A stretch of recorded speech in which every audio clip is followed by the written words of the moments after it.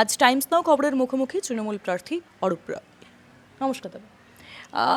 এই হাওড়া পুরসভায় দীর্ঘদিন ধরে ভোট হয় না, এমনটাই অভিযোগ তুলছে সাধারণ মানুষ, কি বলবেন?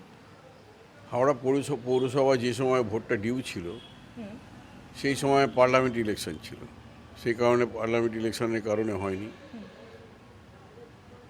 তারপরে করোনা গেছে, 21-22 করোনা গেছে, কারণে হয়নি। তারপরে রাজ্যপাল, এই ঘটনা আপনারা সকলেই জানেন, রাজ্যপাল কীভাবে আটকে রেখেছিল। তা সুতরাং বিভিন্ন কারণে ভোটটা হয়নি। তবে সমস্ত কিছু ঠিকঠাক থাকলে ভোট আগামী সেপ্টেম্বরে হবে, এইটুকু আশা করি। হাওড়াতে বরাবরই গোষ্ঠীদ্বন্দ্ব কিন্তু দেখা যায় তৃণমূলে, সেক্ষেত্রে এই ভোটে কি তার প্রভাব পড়বে? গোষ্ঠীদ্বন্দ্ব বলে কিছু আছে বলে আমার মনে হয় না।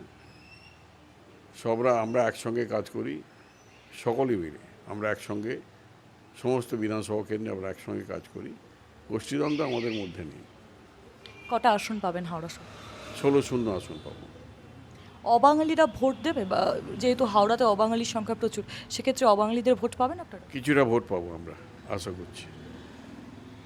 আপনি কি মনে করেন যে মোদি ম্যাজিক কাজ করবে? মোদি কোনো ম্যাজিকই নয়। মোদি ম্যাজিক বাংলায় টেকে না, বাংলায় মমতা ম্যাজিক টেকে।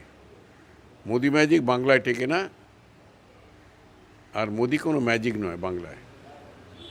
আজকে আমরা সকালবেলা দেখলাম যে মনোনয়নের ক্ষেত্রে তৃণমূল এবং সিপিএমের যেই স্লোগান, পাল্টা স্লোগান, সেক্ষেত্রে পরিস্থিতি অনেকটাই একটা উত্তেজনা সৃষ্টি করেছিল। এক্ষেত্রে আপনি কি বলবেন?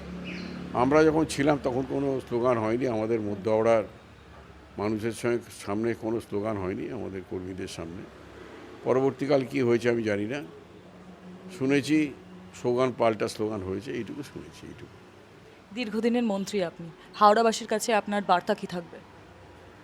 মানুষের মুখে হাসি ফোটানো, মানুষের মুখে খুশি দেখা, মানুষের হাসি দেখা, মানুষ যাতে ভালোভাবে থাকে, এটাই একমাত্র লক্ষ্য আমার।